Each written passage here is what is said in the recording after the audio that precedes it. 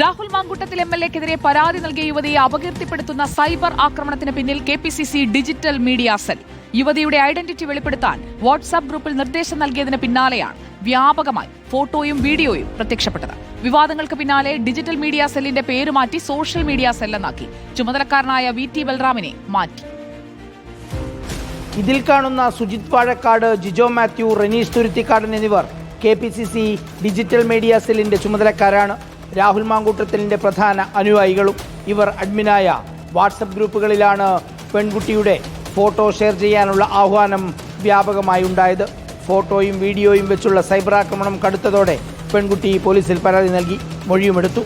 അതിനിടയിലാണ് രാഹുൽ മാങ്കൂട്ടത്തിനെതിരെ നിലപാടെടുത്തതിൻ്റെ പേരിൽ രാജ്മോഹൻ ഉണ്ണിത്താനെതിരെ ഒരു വിഭാഗം രൂക്ഷമായ സൈബർ ആക്രമണം തുടങ്ങിയത്.